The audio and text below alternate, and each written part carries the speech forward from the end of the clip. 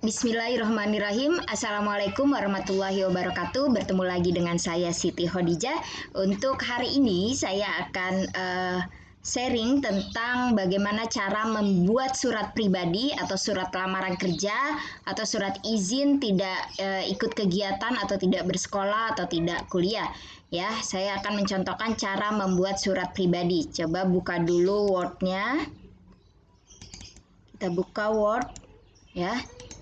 Nah, untuk surat pribadi itu dia berbeda dengan surat yang dikeluarkan dari organisasi atau instansi resmi. Yaitu biasanya kalau dalam organisasi kan ada logonya, nama organisasinya, dan lain sebagainya. Tapi kalau surat pribadi tidak perlu ada kepala surat. Seperti kepala surat itu adalah logo dengan nama organisasi. Tapi kalau surat pribadi yang perlu kita cantumkan adalah nama lengkap kita.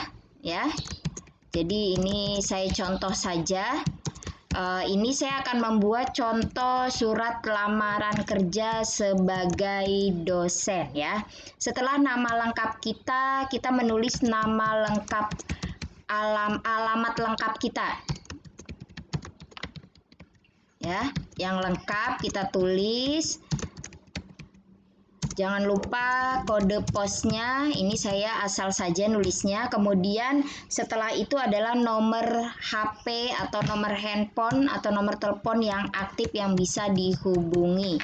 Nah, selanjutnya adalah alamat email kita ya. Jadi bisa dilihat di. Nah, ini ada kegunaannya. Nama lengkap ini dengan alamat dan nomor telepon serta email diperuntukkan untuk surat kita akan dibalas kemana.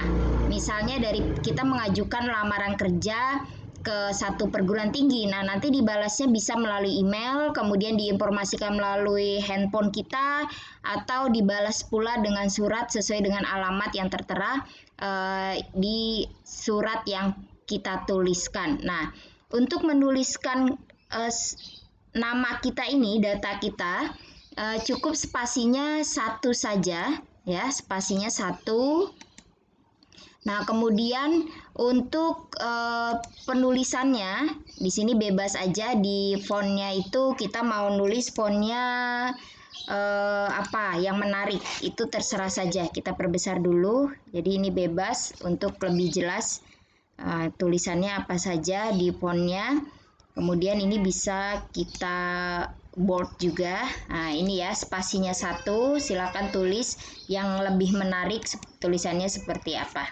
Ini bebas saja. Nah, selanjutnya adalah kita tulis tanggal atau tempat kita menulisnya. Misalnya saya menulis dari Bekasi 29 September.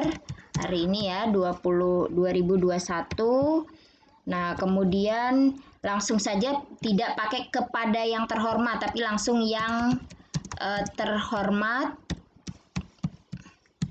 pimpinan, ini contoh saja ya, pimpinan Universitas SN Madya, ini penulisannya.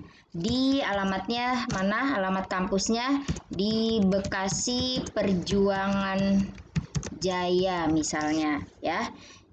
Ini kemudian kita tulis di sini dengan hormat.